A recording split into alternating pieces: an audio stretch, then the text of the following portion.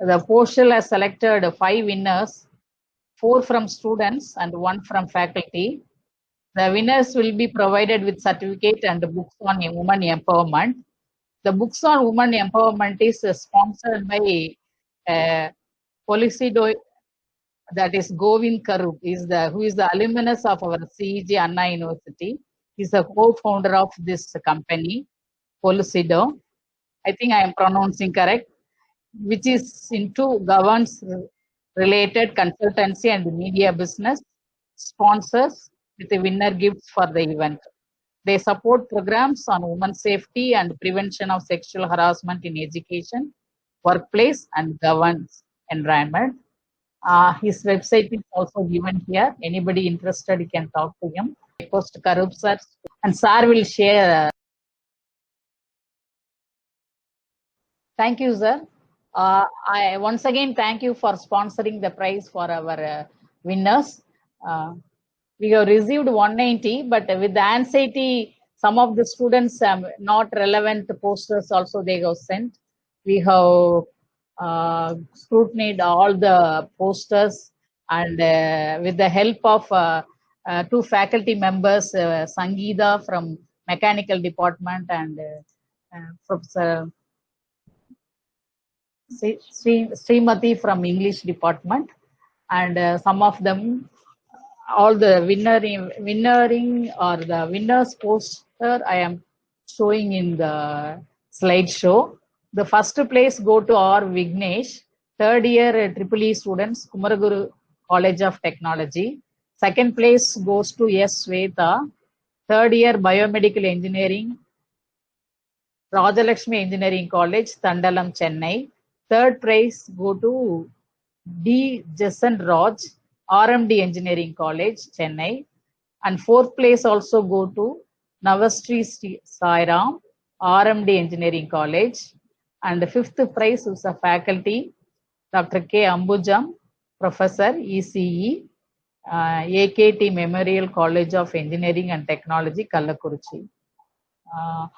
I once again thank you, Karup sir, for sponsoring this prize. The students, the winners may collect their books from Postal on any time when you are reaching this college. And yes, sir. Okay, okay, sir. Okay, we will send it. I will collect the address. Students, please, those who are attend, I think they are participating. Please send your address, postal address to the postal mail ID. We will send it to your home address if you are not able to come here. Okay. And the certificate, e-certificate, we will distribute through your mail. Ladies and gentlemen, good evening to one and all, or good afternoon to one and all. On behalf of Anna University Vice Chancellor Professor M.K. Surappa and Registrar Professor L. Karnamurthy and Postal, I invite you all for today's program. Today's program, we have a webinar by Professor V. Karthikeyan, Villivakkam Health Center, Chennai. First, I will give an intro, then we can proceed. As some of you new to this cell, I want to give a free note about our Postal. In order to create and maintain a community in which teaching and non-teaching staff students can work together, an environment free of sexual violence, harassment, exploitation, and feeling nervous, Anna University has proactively established a cell for prevention of sexual harassment under the recommendation of National Accreditation and Assessment Council in the year 2015. This includes all forms of gender violence, sexual and gender harassment, and discrimination on the basis of sex and gender. The objective was to create safe campuses for students, staff, and faculty to function without fear, threat, or anxiety. The rules and regulations are meant to ensure highest standards of honesty and integrity from all stakeholders. The institution has the duty to ensure that its staff and students and any person associated with it are treated and treat one another with dignity and respect free from abuse or harassment. The institution will not tolerate any type of harassment within the workplace or associated with the work performed on behalf of the institution. Complaints relating to harassment must be promptly dealt with following guidelines layout. So the background of this post cell is the background of certain law. The first one is the Sexual Harassment of Women at Workplace Act 2013.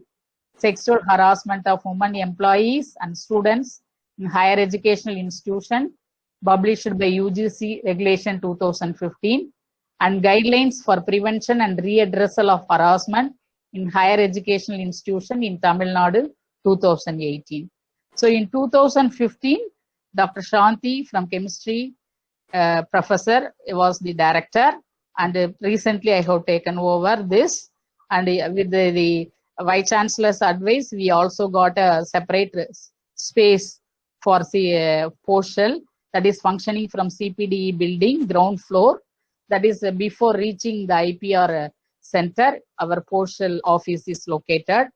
Those who want to approach, you can approach there or also meet me. And recently we have conducted a poster designing competition. That is, the title is Standing Together to Advance Campus Safety, Sexual Assault Prevention and Response. So we got like 190 members participated there. So 181 from students. We have to appreciate the students, all the students who have to participate, and 8 from faculty. We have shortlisted some prizes. We are going to announce after the end of this program. And today the chief guest for our program is Professor V. Karthikeyan. He is currently working as assistant professor in Madras Medical College. He has completed MBBS from Stanley Medical College in 2002, did his post-graduation diploma in psychological medicine from Madras Medical College in the year 2005 to 2007, did MD psychiatry from Stanley Medical College between 2009 and 11. Also a practicing psychiatrist in Villivakkam and Egmore. He is a honorary treasurer of Chennai Psychiatric Society. He is interested in include reading and teaching. I have to thank him for his, when I approached him for giving a webinar to our Anna University, he readily accepted. I am thanking you, sir, for on behalf of Anna University, Vice Chancellor and the Registrar and myself. Without delaying time, I request Professor Karthikeyan sir to deliver his lecture. After that, we will have some other program by as per the brochure, Women Health and the winners announcement. Thank you. Professor V. Karthikeyan sir.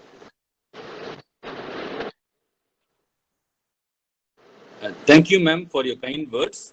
Thank you, sir. It was nice of you. I would first like to thank yourself, the Vice Chancellor, the patron of the cell, and Registrar, the co-patron, for giving me this opportunity to address this August gathering on this evening. Thank you. And thanks a lot for the others for joining in. I will straight away go on to my presentation.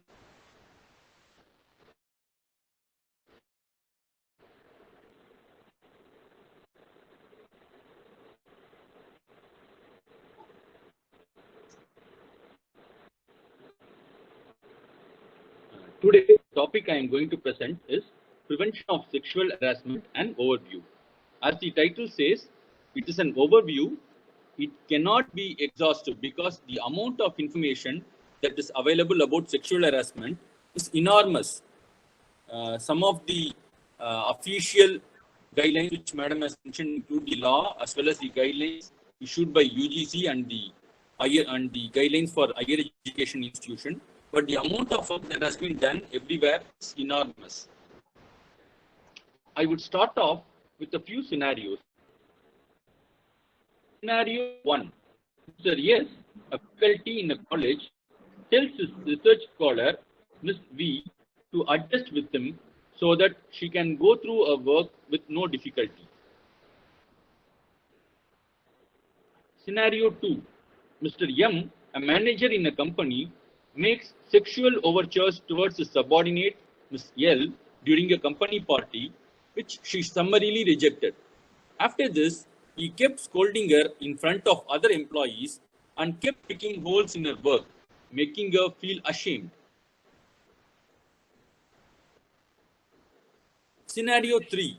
Ms. B, one of a few female employees in a company, was subjected to frequent catcalls and lewd remarks by her co-workers whenever she passed by them, commenting on her appearance and dressing.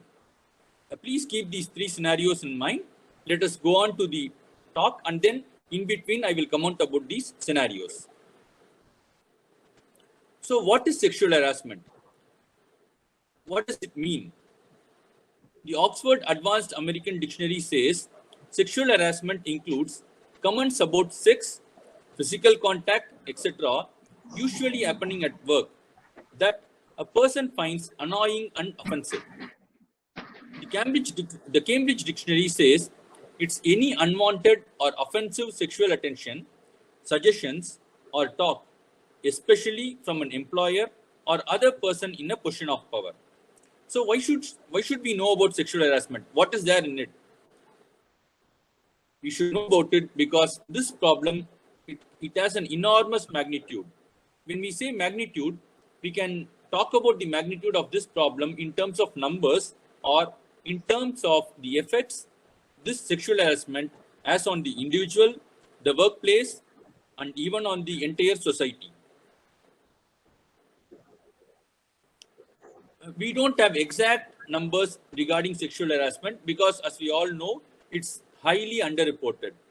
But from whatever studies we know, a telephone survey in 2012 by Australian Human Rights Commission, it found out that 1 in 5 people aged 15 years and older was sexually harassed in the workplace in the preceding 5 years. In the European Union, it was between 40 and 50% of women who experienced sexual harassment at work. It's similar across various studies in various Asian countries, including Japan and Korea. They found out that 30 to 40% of women endured sexual harassment. A study, Sexual Harassment at Workplaces in India, 2011-12 by Oxfam India and the Social and Rural Research Institute found 66 out of 400 respondents faced a cumulative 121 incidents of sexual harassment. But we will have to keep in mind that whatever numbers these studies have thrown up are only the tips of the iceberg rather than the entire amounts. So how are the individuals affected? The individual can undergo psychological suffering, including humiliation, reduced motivation, loss of self-esteem, and loss of trust. It also causes behavioral changes, stress-related physical and mental illnesses, and professional losses, because this person who is affected by sexual harassment, she leaves her work and goes back to the family.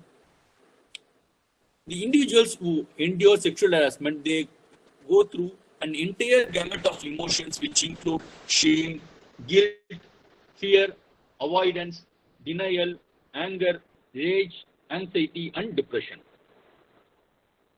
So is it only the individual who is affected directly by the sexual harassment affected? No, it's even the bystanders who are co-workers, the colleagues, they are also affected. And not just the employees, the employers are also affected. For example, low productivity, because the persons are not entirely focused on the work. They are focused on how to come out of this sexual harassment, how to tackle this problem. The others who have not suffered, but still they are also observing it, they are also going through similar difficulties. Because the team lacks trust and team spirit, the productivity that can be produced by the team does not occur. The company gets a bad name, and no applicants will fill vacancies at workplace where they fear sexual harassment. The effects on society are no less. There are long-term rehabilitation costs for the reintegration of the harassed. The persons who are going for unemployment, they need to get welfare benefits and retraining. More than all this, sexual harassment undermines the access of women to high status and well-paid jobs, which are traditionally male-dominated.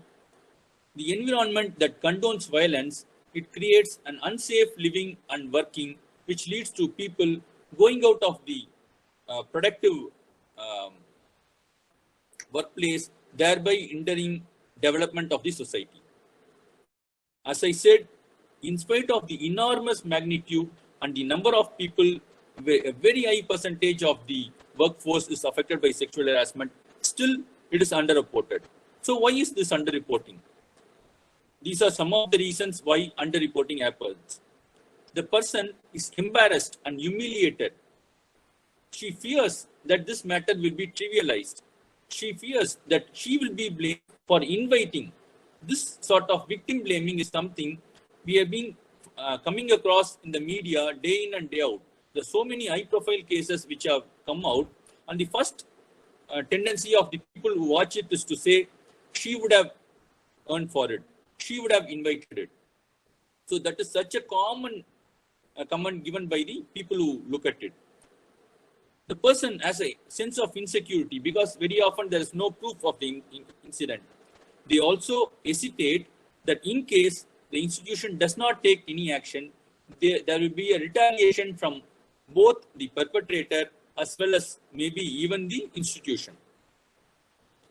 The other thing is there's a sense of complying with the social norms. For example, in our society, women are taught to keep silent and to overlook bad behavior by men. This is something we would have come across every day. We go to our work or come back from work. We go anywhere, we find this. There's so many cases of sexual harassment that happen, but they are closed over. Going on to the international legislative frameworks. So, sexual harassment is not just seen as a violence, it's seen as a violation of rights. So, the Universal Declaration of Human Rights, 1948, the ILO Discrimination, Employment and Occupation Convention, 1958, the International Covenant on Economic and Social and Cultural Rights, and the UN Convention on the Elimination of All Forms of Discrimination against Women. These are some of the treaties and conventions for which India is a participant and ratified these treaties. There are multiple other treaties also, which all have a role to play with regard to preventing sexual harassment. The CEDAW, it enjoins the countries to take appropriate measures to prevent discrimination of all forms against women, to take steps to protect the honor and dignity of women. So, what are the national legislative frameworks that are available? You will have to start from the Constitution. It's not just the recent laws. The Constitution of India guarantees what are called the fundamental rights. Article 14 provides for equality before the law and equal protection of the law. It includes gender equality, which is a universally recognized basic human right. Article 15, which it prohibits discrimination on grounds of religion, race, caste, sex, or place of birth. Article 19, subsection 1G, all citizens shall have the right to practice any profession or to carry on any occupation, trade, or business. Article 21 enshrines the right to life and personal liberty. Even a casual reading of the fundamental rights tells us that sexual harassment constitutes a gross violation of women's right to equality and dignity. It's a form of violence. It's a strong manifestation of sex discrimination at the workplace. It has its roots in the patriarchal society that we are living in. So some of the other laws, as I pointed out, it's just not violence. It is also concerned with human rights. So the National Commission for Women Act 1990 and Protection of Human Rights Commission Act 1993, they also talk about human rights and how the honor and dignity of women have to be protected. The IPC, there are multiple sections, the foremost of them being 354 and 509. These are against sexual harassment. So there are other IPC which deals with sexual violence, which I am not included because they are outright crimes and it's obvious to anyone that they are crimes. The new crimes which were introduced by an amendment in 2013 by an amendment to the IPC, these were not seen as crimes earlier. It was only after multiple cases that happened in India and India becoming a participant of many treaties. It was only after that these crimes like sexual harassment by a man, voyeurism, stalking, they were added to the IPC. One case that you will have to remember and know is the Vishaka versus State of Rajasthan. This was concerned with the gang rape of a person, Mrs. Banwari Devi, which happened in 1992 because of her work, she prevented the happening of a child marriage. The people who were against her, what they did was they reached her home and assaulted her. A group of NGOs, they came down under the bracket of Vishaka and fought with the government because for her. And in 1987, the Supreme Court passed a guidelines pointing out that there was no specific act to protect her. They gave a guidelines and enjoined the government to prepare an act. This guidelines included a definition of sexual harassment. An important point here was from the individuals, the Supreme Court shifted the accountability to institutions and it prioritized prevention and talked about provision of an innovative redress mechanism. The obligations that it enjoined on the government include prohibition, prevention, and redress. So it was another 15 years after this Vishaka guidelines that the Sexual Harassment of Women at Workplace Prevention, Prohibition, and Redressal Act 2013 came up. The aim of this act was to ensure safe working spaces for women. It wanted to build an enabling work environment where women's right to equality of status and opportunity was respected. It wanted to create a sense of security at the workplace and to improve women's participation in work. One of the aims was inclusive growth. So thereby ensuring safe working conditions for a woman, thereby leading to a positive impact on their participation in the workforce. As I already pointed out, it is not just the individual women who suffers.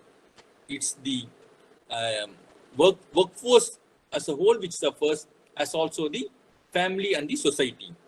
So giving them safe working conditions benefits the nation as a whole, and empowered women are key to the nation's overall development. The emphasis on this act is on prevention rather than punitive action. So now, this is the mandate. All workplaces in India are mandated by law to provide a safe and secure working environment free from sexual harassment for all women. What this act does is it provides a civil remedy to the women in addition to the other laws that are currently in force. So it defines what sexual harassment is. It has mostly taken over from Vishaka guidelines. Whatever the Supreme Court has said in Vishaka guidelines, this act also agrees.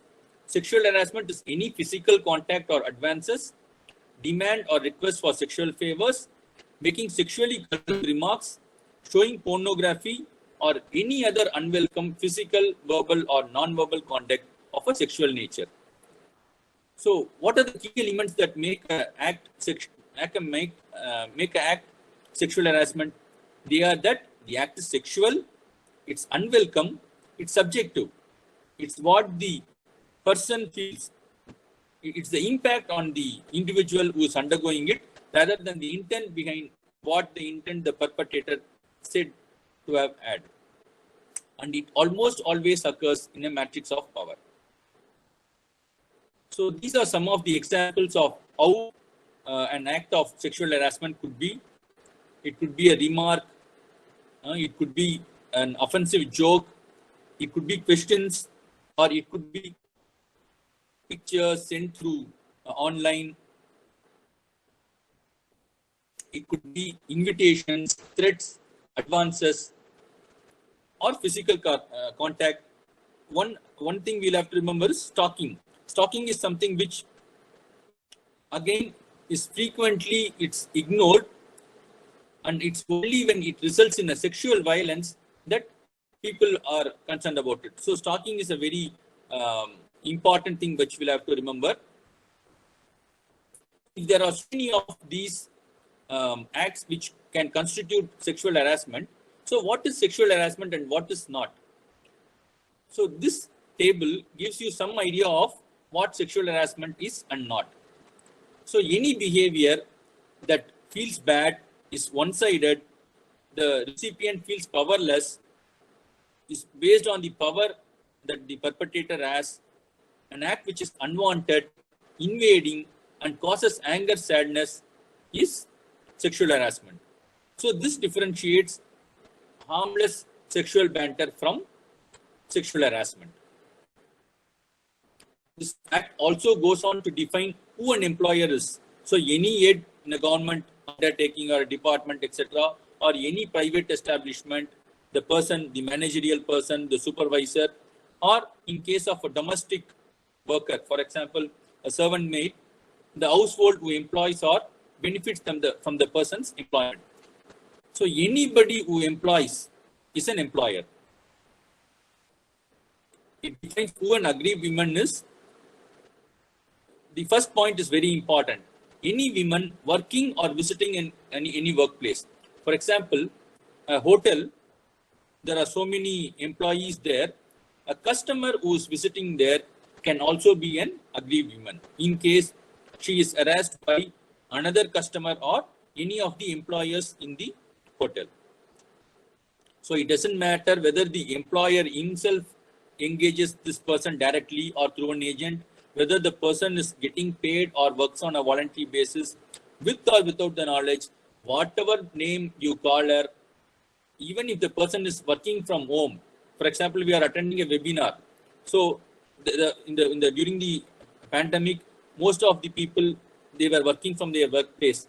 Even then, any unnecessary picture or message sent through email to a person who is in her house, that person also can be an aggrieved woman. So this is the point I was mentioning. So any place visited by the employee from the home to the workplace, it covers both the organized and unorganized sectors. So organized sector we know everywhere. So wherever there is a workplace, establishment, government organizations, private sector, hospitals, hotels, travel, transportation, everything comes under organized sector. The unorganized sector, any enterprise which employs less than 10 workers will come under the unorganized sector. So what are the forms of workplace sexual harassment? I gave a few examples earlier. There are two general forms of workplace sexual harassment. The first one being quid pro quo. What it means is something for something. You give me that, I will give you this. There's an implied or explicit promise of preferential or detrimental treatment in employment, which goes along with the threat about the person's present or future employment status.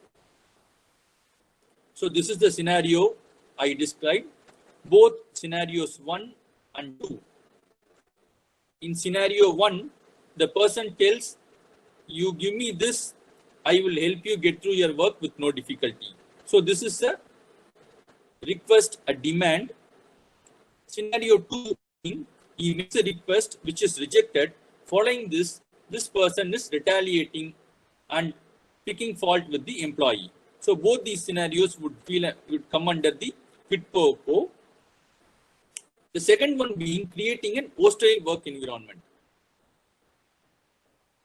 So this is where we will have to know that the act that constitutes sexual harassment need not be physical. So it can be verbal or it can be visual, even a stare, even a picture. So a person places pictures on his cabin which is easily seen by the co-female workers, and the worker comes and the female worker comes and requests him to take it down. He does not do it. So that is creating a hostile work environment. A humiliating treatment of the female worker likely to affect her health or safety. In contrast with the previous form, here it could be multiple repetitive misconduct rather than one single episode of misbehavior. So rather than one single severe incident, it may be multiple less severe incidents. So the scenario 3, where the female employee was made to feel ashamed because of the comments of the co-workers on her appearance and dressing, she would be the sexual harassment that she undergoes will come under this category. This act defines what the duties of an employer are. I had earlier pointed out the important thing in this act and the previous Visaka guidelines is that the law completely takes away the responsibility from the individual and puts it, rather than allow the individual to suffer or safeguard herself, or once she is suffering, for her to go through all the difficulties, this law puts the duties on the employer. So it's the duty of the employer to provide a safe working environment at the workplace, which shall include safety from third party. For example, the customer in the hotel that I said earlier, coming into contact at the workplace. The employer should display penal consequences of sexual harassment. So what are, suppose a person acts in a wrong way, so what are the penalties that he will undergo? It's the duty of the employer to display information about the grievance handling mechanisms, organizing awareness training programs. For example, the program that we are attending now is one such training program, and regular and relevant meetings where an opportunity is given to the employee or student or the faculty members to raise their concerns in a non-judgmental way. The employer should treat sexual harassment as a misconduct under the service rules and initiate action for such misconduct. So one important way how the employer can do their duty is by having a sexual harassment at workplace policy. What this policy does is it explicitly prohibits unwelcome behavior that constitutes workplace sexual harassment. It champions the prevention of workplace sexual harassment through orientation, awareness, and sensitization sessions, and it provides a detailed framework for redress. So once a policy is made, it's the duty of the employer to widely communicate about this policy, that there's a policy that prohibits this behavior, what constitutes this unwelcome behavior, creating forums for dialogue, so where the employees and students can raise their concerns, creating a committee, creating a complaints committee, ensuring capacity and skill building of the complaints committee, and widely publicizing the names and contact details of the complaints committee members. So it's a due in the organized sector, this law mandates that the employer should have what is called an internal complaints committee, where the women employees could seek redress. Just constituting such a complaints committee, it sends a clear message to the workplace that there is a mechanism available with a specially designated committee with external expertise which will deal with such complaints. This can prevent a series of litigations that may follow. In the unorganized sector, and where there are smaller organizations having less than 10 workers for domestic workers, the district collector can constitute a local complaints committee. So how does an aggrieved woman, what should aggrieved women do? The aggrieved women can submit either to the internal complaints committee or to the local complaints committee within a period of 3 months from the date of the incident in written form, and it is the duty of the complaint committee to assist this person to file a complaint to police station if she wants. And this complaint can be submitted either by the agreed woman or the guardian. The complaints committee, it should not refuse any complaint. It should receive and acknowledge receipt of the complaint, meet and talk to the complainant, explore options for formal and informal resolution. There's something called an informal mechanism called conciliation, where without instituting an inquiry, if the woman wishes so, the complaints committee can go for a conciliation, but monetary basis should not be the basis for such conciliation. If the complainant wants to go through with the complaint, a formal mechanism is there. There's a timeline for all these steps in the law, which should be strictly adhered to. So these are some of the rights of the complainant: to receive an empathetic attitude from the complaints committee, where she can state her grievance in a fearless environment, to keep her identity confidential, to receive a copy of the statement from the respondent, support if she needs to lodge criminal proceedings. In case she fears intimidation, a statement can be recorded in absence of respondent. If she is not happy with the final result, the right to appeal. Similarly, there are rights of the respondent, that a patient hearing is given to him to present his case in a non-biased manner, to receive a copy of the statement, confidentiality, and right to appeal. So these are some of the do's and don'ts for the complaints committee. To create an enabling meeting environment, treating the complainant with respect, to be non-judgmental, to have no previous ideas, no predetermined ideas, to use appropriate body language, and to determine what harm has been caused. It should avoid getting aggressive, interrupting, or discussing the complaint in the presence of the complainant or the respondent.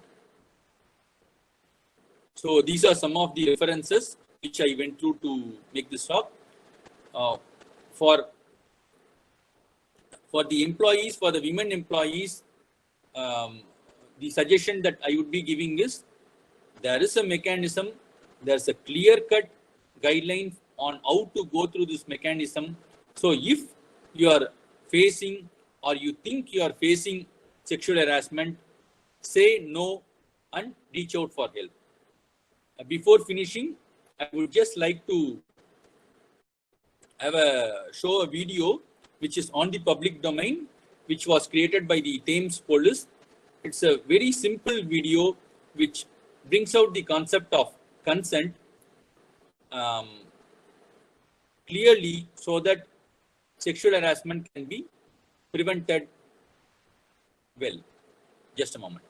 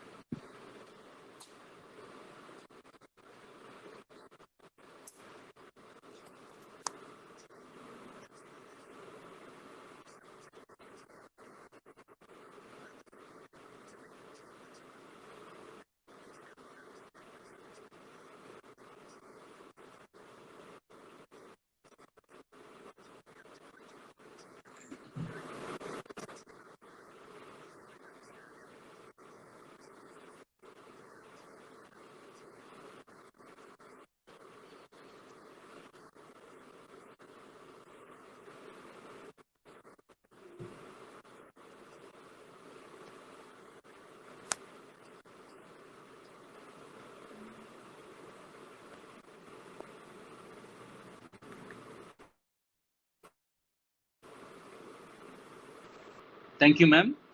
And thanks everyone for patiently listening to this talk. Thank you very much, sir. I request the participant, you have any clarification from Professor Karthikeyan, you can get it. Karup, sir? பொதுவாக வந்து பெண்கள் எப்படி அந்த பயத்தை விட்டு வெளியே வருது, சொன்னால் அசிங்கமாயிடுமோ, நம்மளை தப்பாக நினச்சிக்குவாங்களோ, இதை விட்டு எப்படி அவங்க வெளியே வருது? கண்டிப்பா இது வந்து ஒரு முக்கியமான ஒரு விஷயம். இது நான் முன்னாடி சொன்ன மாதிரி இது அண்டர்கோ பண்ற ஒரு பர்சன் இது மாதிரியான பல விதமான உணர்வுகள் அண்டர்கோ பண்றாங்க. ஷேம், கில்ட், அசிங்கம், குற்ற உணர்ச்சி, பயம், கோபம், ஆத்திரம், ஆக்ரோஷம் எல்லாம் இந்த மாதிரியான எத்தனையோ உணர்வுகள் அவங்களுக்கு போகும். இது நம்ம எப்படி வந்து அவங்கள சொல்ல வர வைக்கலாம் அப்படின்னா, ஒண்ணு இந்த மாதிரியான ஒரு ப்ரோக்ராம்ஸ். இது என்ன பண்ணுதுன்னா, எதை பத்தி நம்ம பேசக்கூடாது அப்படின்னு நம்ம மறைச்சு வைக்கிறோமோ அதை பத்தி பேசலாம் அப்படின்னு சொல்லுது ஒண்ணு. இன்னொன்னு, செக்ஷுவல் ஹராஸ்மெண்ட்னு ஒண்ணு இருக்கு, பாலியல் துன்புறுத்தல்னு ஒண்ணு இருக்கு, செக்ஷுவல் ஹராஸ்மெண்ட் ஒண்ணு இருக்கு அப்படின்றத அவங்க மத்தியில சொல்லுது. இன்னொன்னு, இதை பத்திய பேசுறதுக்கான வாய்ப்பு ஏற்படுத்தி கொடுக்குது. இதை பத்தி பேசினா நான் ஜட்ஜ்மெண்டலா எடுத்துப்பாங்க அப்படின்ற ஒரு பாயிண்ட அவங்களுக்கு காமிக்குது. அண்ட் அதை பத்திய நாலேஜ், உதாரணமா இது வந்து அவங்களுடைய தவறு கிடையாது. இப்ப நம்ம மீடியால என்ன பாக்குறோம், ஏதோ ஒண்ணு நடந்த உடனே ஈஸியா ஒரு கமெண்ட் சொல்லிடுறாங்க, அவ அப்படி அப்படின்ட்டு. So it is blaming the victim, shaming the victim. இதுதான் வந்து நடந்துகிட்டு இருக்குது. ஸோ அது சரி கிடையாது. Blame entirely lies on the perpetrator அப்படின்ற பாயிண்ட்டை தான் நம்ம கன்வே பண்ண பார்க்கிறோம். It's not their mistake. So அதனாலதான் இன்ஃபேக்ட் இது வந்து பெண்களுக்கு தெரிய வேண்டியது. ஆண்களுக்கு தெரிய வேண்டியது என்னன்னா, இந்த கடைசி வீடியோ அது எவ்வளவு தூரம் கிளியரா இருந்ததுன்னு எனக்கு தெரியல, ஏன்னா எனக்கு இங்க சவுண்ட் ரொம்ப கம்மியா கேட்ட மாதிரி இருந்தது. So that is available on the YouTube and that is available on the national commission for women, அது அந்த வெப்சைட்லயும் இருக்குது. That's an excellent brief video that clearly brings out the concept of consent. Yes means yes, no means no. நேத்து yes is not today's yes. So we are used to watching so many movies, serials, etc. over the years, where the hero runs behind the heroine, and இதை வந்து நம்ம பார்த்து நம்ம பழகிட்டோம். And இதுதான் நம்ம நிஜம் நினைச்சுக்கிறோம், பட் அது நிஜம் கிடையாது. That is not love, that is not romance, that is harassment. So அந்த காலத்துல அப்படி நினைச்சாங்க, பட் இப்போ நமக்கு தெரியுது. நம்ம இப்ப தெரியும் பொழுது நம்ம மாறிக்கணும். We cannot still claim that we don't know. I thought so அப்படின்னு சொல்லக்கூடாது. ஸோ அந்த வீடியோ இந்த கன்சென்ட் அப்படின்ற விஷயத்த வந்து தெளிவா சொல்லுது. So there is absolutely no chance. அந்த டீ வச்சு அவங்க எக்ஸ்பிளைன் பண்றது அவ்வளோ கிளியரா இருக்குது. Absolutely no chance. Just you can misinterpret what consent and not consent is. Thank you, sir. Very nice explanation he has given. We have to change a lot. Even movies you have pointed out. Still movies are getting worse than comparatively the olden period. I don't know whom to blame it. We don't know. Media does have a role to play. Yeah, yes. Society has to change, media has to change. And the change, இப்ப இந்த மாதிரியான சின்ன விஷயங்கள்ல இருந்து தான் வர முடியும். So institutionsல இருந்து வர change, it can spread through the students to the society also. Anybody else? Any questions? I would like to add one more point, ma'am. Yes, sir. The current trend is like இந்த லா வந்துடுச்சு, இந்த மாதிரி லா நிறைய கண்ட்ரீஸ்ல இருக்குது. The current trend, what they are trying to say is like you try to predict sexual harassment and you try to prevent. So it's not enough if we punish, it's not enough if we redress. We should try to prevent. How this can be done? அது எப்படி சொல்றாங்கன்னா, try and identify people who are victims. Try and identify people who may be perpetrators.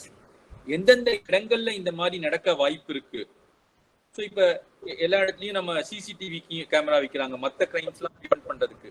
அது மாதிரி CCTV வைக்கிறது one way, so that you can prevent such a thing from happening. So even if you punish, the person has undergone so much of harm, punishment வந்து எவ்வளவு தூரம் அவங்களுக்கு benefit பண்ணணும்னு தெரியாது. So prevention is something we will have to think about in the future. Dr. Premalata, can I? Yeah, definitely. I'm from Anna University. I'm Shanti. Sir, actually, I was, holding the cell for a long time, and we couldn't do much with regard to, making the men aware of these, kind of issues. They are first instant they think it is not for them. Okay. When we want to have an awareness program, mostly women are able to participate. Men keep themselves away from such a program or any such thing. So, and that way they are not able to become they don't want to accept.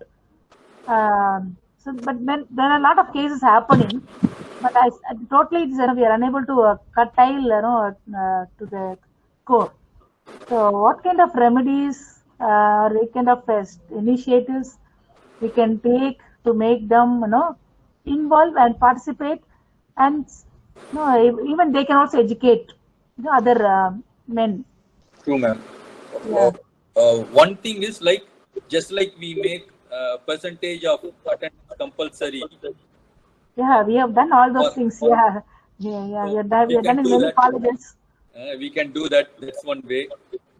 The other thing, similar to what Sarah asked earlier, it's difficult for us to bring out the victims to come and complain.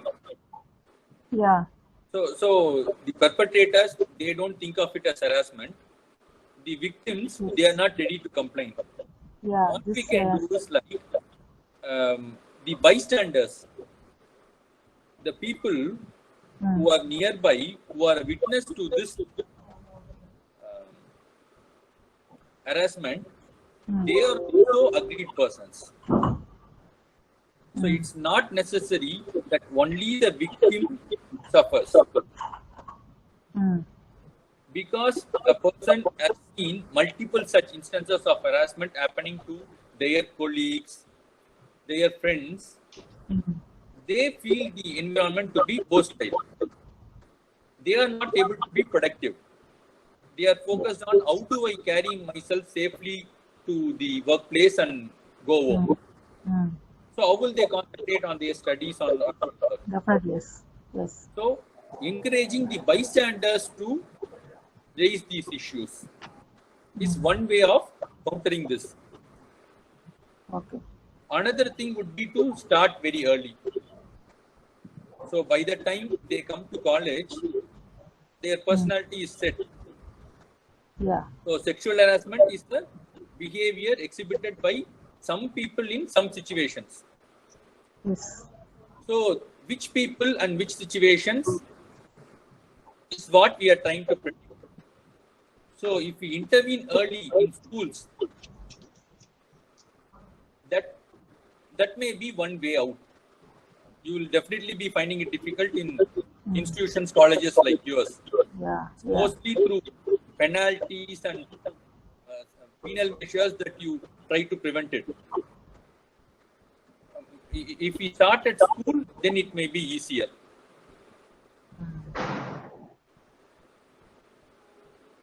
Okay, sir. Thank you. Thank you. Sir, Professor Sridharan sir is there. Sir, you have any questions, sir? Good evening, madam. Good evening, sir. Good evening, Dr. Karthikeyan. Good evening, sir. This is harassment of female by male. Is there any law in the opposite direction, vice versa? There is no law in the opposite direction, but the policy that I mentioned, the sexual harassment prevention policy, the institutions can have guidelines which which is gender neutral. The law per se is not gender neutral. It acts only harassment of females by males. But the institution, organization can have a policy which is gender neutral, which can include harassment of males by males, females by males, females by females, and males by females. So male by male comes under sexual harassment? Yes, sir. Can we take it? Okay. Yes, definitely. Because you would have all have come across the recent Supreme Court verdict which dealt with homosexuality. Oh. So which it said that homosexuality is normal. It's no more a crime.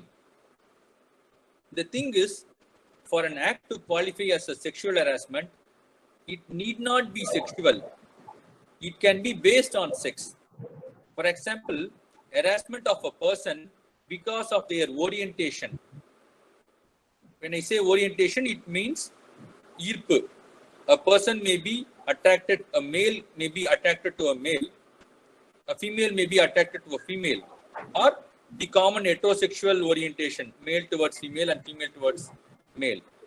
So when an act is perpetrated by people because of a person's orientation, that can also be included under the policies. It's not mentioned in the law, but institutions can have such policies. Thank you, sir. Thank you very much. Thank you, ma'am. Thank you, sir. Anyone interested in questioning? Any doubts? Stalking. Stalking அப்படின்றது வந்து பின்தொடர்தல்.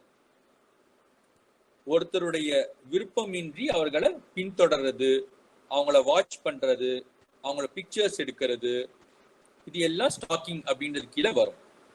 அது punishable offence. கண்டிப்பா கண்டிப்பா அதுதான் சொன்னேன். எது romance, எது வந்து ஹராஸ்மெண்ட் அப்படின்றத அந்த டேபிள்ல போட்டிருந்தோம். அது வந்து அந்த கைட்லைன்ஸ்லயும் இருக்கிற டேபிள் தான், அதை தான் நான் எடுத்து போட்டிருந்தேன். It clearly says any act that is unwelcome, that is unwanted, causes sadness and anger is harassment. Stalking is a major problem. Still, இப்போ இந்த ஸ்டாக்கிங்கிறது முன்னாடி ஒரு கிரைமா இல்லாம இருந்தது. By an amendment to the IPC in 2013, at the same time when this law was passed, it was made a specific crime, punishable by many years of imprisonment. So இதுல ஒரே ஒரு இது என்னன்னா, நிறைய சமயத்துல ஸ்டாக்கிங் பத்தி கம்ப்ளைண்ட் கொடுக்கும் பொழுது கூட போலீஸ் வந்து அதை லைட்டா எடுத்துக்கிறாங்க, இல்ல ஜஸ்ட் வார்ன் பண்ணி விட்டுறாங்க, without realizing the gravity of the offence. So இது நிறைய சமயத்துல என்ன ஆகுதுன்னா, second stalking or second time இந்த மாதிரி ஆகும் பொழுதோ இல்ல nth டைம் ஆகும் பொழுதோ the victim suffers. So stalking is a strict no, it is an offense, it is not a joke. Anybody else have a question, doubts? So I have to thank the participants. At least they are attending the first level.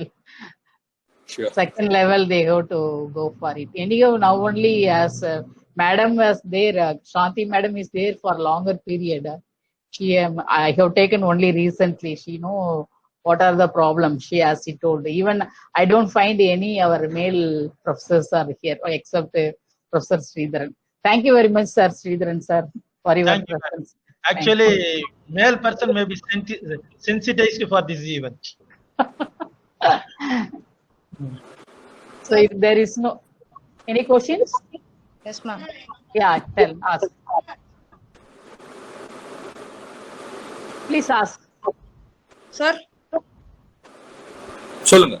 எங்க போனாலுமே வந்து மேல் ratio அதிகம் தான் sir. நம்ம எங்கனாலும் survive ஆகணும். அதனால இப்ப நான் எப்படி நான் வந்து மென்ட் வந்து டிஸ்டன்ஸ் மெயின்டைன் பண்றது சார், சில ப்ரிகாஷன்ஸ் என்ன எடுக்கிறது? ஏன்னா பிகாஸ் நான் பாய்ஸ்ட்டு வந்து பேட் பிஹேவியர் விட்னஸ் பண்ணியிருக்கேன், but I was able to overcome it. மென்ட் வந்து இப்போ நான் இப்போ அடல்ட் ஆனதுக்கு அப்புறம் தான் எனக்கு அது ரொம்ப தெரியுது, அது அவங்க பேட் பிஹேவியர் அடல்ட் ஆனதுக்கு அப்புறம் தான் தெரியுது. ஐ விட்னஸ்ட் ஈவன் ஃப்ரம் மென் அது நடந்திருக்கு. அதுல எப்படி சார் தாண்டி வர்றது? ப்ரிகாஷன்ஸ் என்ன எடுக்க? நம்ம எப்படினாலும் பசங்களால நம்ம பசங்கிட்டே போக வேண்டாம் அப்படின்னு இருக்க முடியாது. நான் அதையும் நான் இந்த மாதிரி நடந்ததுக்கு அப்புறம் எனக்கு தோணுது பசங்க எல்லாருமே மோசம், மென்னார் அப்படியே அவங்ககிட்ட இருந்து மொத்தமா எடுத்துடலாம் அப்படின்னு நடக்கும்போது இன்னொரு தாட் வருது, இல்ல பசங்கிட்ட நம்ம நிறைய கத்துக்க முடியும், அவங்க கூட ஈடுபட்டு இருந்தாதான் நம்ம சர்வே ஆக முடியும், அவங்க கூட நிறைய கத்துக்கலாம். இந்த மாதிரி இருக்கும்போது எப்படி சார் இது பண்றது? அவாய்டன்ஸ் வில் நாட் ஹெல்ப் ஒன்னு. இன்னொன்னு வந்து generalisation also will not help. எல்லாருமே மோசம் அப்படின்னு சொல்றது முடியாது. இப்போ சார் ஒரு ஸ்ரீதரன் சார் ஒன்று கேள்வி கேட்டார் இல்லையா, ஃபீமேல் டு மேல் ஹராஸ்மெண்ட் நடக்குதா அப்படின்ட்டு. அதுவும் நடக்குது. Yes sir. So it is not only மேல் டு ஃபீமேல். என்ன தி ப்ரிடாமினன்ஸ் இஸ் மேல் டு ஃபீமேல். அதுக்கப்புறமா மேல் டு மேல் வருது, அப்புறமா ஃபீமேல் டு மேல் அப்படி வருது. ஸோ அந்த ப்ரொபோர்ஷன் வைஸ் பார்த்தா மோர் பெர்பட்ரேட்டர்ஸ் ஆர் மேல்ஸ். அது உண்மையை நம்ம ஒத்துக்கணும். But they are not the sole perpetrators. There are other females also who are acting in a similar way. அது ஒண்ணு. ஸோ எல்லார்கிட்ட இருந்தும் நம்ம அவாய்ட் பண்ணி இருக்க முடியுமானா அப்படி பாசிபிள் கிடையாது. அது முடியாது. என்ன பண்ணலாம் அப்படின்னா, இப்ப நீங்க சொல்றீங்க இல்லையா, நீங்க வந்து நிறைய இது விட்னஸ் பண்ணிருக்கேன், இதை என்டியூர் பண்ணிருக்கேன் அப்படின்னு. நீங்க வந்து இத பத்தியே பேச ஆரம்பிக்கலாம். இப்போ உதாரணமா இப்ப மேடம் சொன்னாங்க, ஜஸ்ட் இப்போ நான் வந்து ஐ என்டர்ட் திஸ் சேர், முன்னாடி இருந்த சேர்பர்சன் வந்து அவங்க எவ்வளவு டிஃபிகல்ட் அதை பத்தி பேசினாங்க அப்படின்லாம் சொன்னாங்க. So you request her for conducting regular review meetings, department வைஸோ இல்ல மல்டிபிள் டிபார்ட்மெண்ட் சேர்த்தோ இல்ல இயர் வைஸோ இல்ல ஒரு டிபார்ட்மெண்ட் மல்டிபிள் இயர்ஸ் சேர்த்தோ அந்த மாதிரி review meetings where there's an opportunity for you to talk with a person who's ready to listen non-judgmentally. உங்களை குறை கூறாம, உங்களை தவறு சொல்லாம, ஏன் நீங்க அங்க போனீங்க ஏன் இங்க போனீங்கன்னு கேட்காம, நீங்க சொல்றத கேட்டுக்க ரெடியா இருக்கிற மாதிரியான உங்களுடைய ஃபேக்கல்டி கிட்டையும் சீனியர்ஸ் கிட்டையும் இத பத்தி பேசுறதுக்கான ஆப்பர்ச்சுனிட்டி வேணும். அது வந்ததுன்னா அதனுடைய அடுத்த கட்டமா நீங்க வந்து கம்ப்ளைண்ட்ஸ் கூட போகலாம். நாட் நெசசரிலி உங்களுடைய இது ஒரு பைஸ்டாண்டரா நீங்க விட்னஸ் பண்ணதை பத்தி கூட நீங்க கம்ப்ளைண்ட் பண்ணலாம். அப்ப என்ன பண்ணலாம் அப்படின்னா, எப்படி அது அவங்களுக்கு உதவும் அப்படின்னா, they will be able to identify who are all the victims. நான் பேசும்பொழுது சொன்னேன், கடைசியா சொன்னேன் ப்ரிவென்ஷன், அதை பத்தி தான் இப்ப நெக்ஸ்ட் ஃபியூச்சர் வரும் அப்படின்ட்டு. ஸோ இவங்களாம் தான் இந்த மாதிரியான பிஹேவியர் எக்ஸிபிட் பண்றாங்கன்ட்டு சிலரை நோட் பண்ண உதவும். அடுத்தது இந்த பிஹேவியர் யார்கிட்ட அவங்க எக்ஸிபிட் பண்றாங்கன்றத நோட் பண்ண உதவும். இது பண்ண உடனே the persons, the chairperson, the posh cell chairperson, அதுல இருக்கிற மெம்பர்ஸ் அவங்க வந்து இந்த விக்டிம் ஆறவங்க கிட்டையும் அந்த பெர்பட்ரேட்டர்ஸ் கிட்டையும் ஒன் ஆன் ஒன் இன்டர்வியூஸ் வைக்கலாம். அவங்கள கூப்பிட்டு பேசலாம். பேசி அவங்க கிட்ட என்ன எதிர்பார்க்கப்படுது, என்ன டூஸ் என்ன டோன்ட்ஸ், என்ன செய்யலாம் செய்யக்கூடாதுன்றத சொல்றதுக்கான ஒரு வாய்ப்பு இருக்கு. அதை சொன்னதுக்கு அப்புறமா they can monitor whether this perpetrator is changing their behavior. முன்னாடி தவறு பண்ணாங்க, இப்ப தவறு பண்ணாம இருக்காங்களா அப்படின்றத தெரிஞ்சுக்கலாம். ஒருவேளை அவங்க அதை சேஞ்ச் பண்ணல அப்படின்னா then the penal consequences, punishment follows. இப்படிதான் நம்ம ப்ரொசீட் பண்ண முடியும். So people who are facing such difficulties, they can become an activist, not just face it and endure it and go away.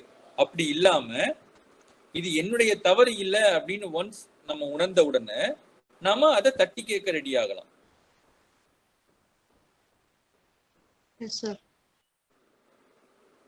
இதெல்லாம் டிஃபிகல்ட் தான், easy கிடையாது. புதுசா செய்யும் பொழுது ரொம்ப சிரமமா இருக்கும். ஆனால் இதை செய்ய ஆரம்பிக்கும் பொழுது it will gather pace. Okay sir, thank you. Anybody else have questions or clarification from sir? Okay, so to know further clarifications, I am wholeheartedly I thank Professor Karthikeyan for spending his time, valuable time with us, and giving lecture and overview and also clarifying our doubts. Thank you, sir. We will come in contact with you future As he told, we will go for the review meeting. We will plan for it if it normality comes, or also sometimes through online campuses, and we will find out a measure for this. Thank you very much, sir. Thank you, ma'am, and thanks for all the audience. Thank you. I think the session has come to an end. I thank you one and all for your participants. And also I thank Ms. Suganya, who is making all this program as in a successful way. Thank you.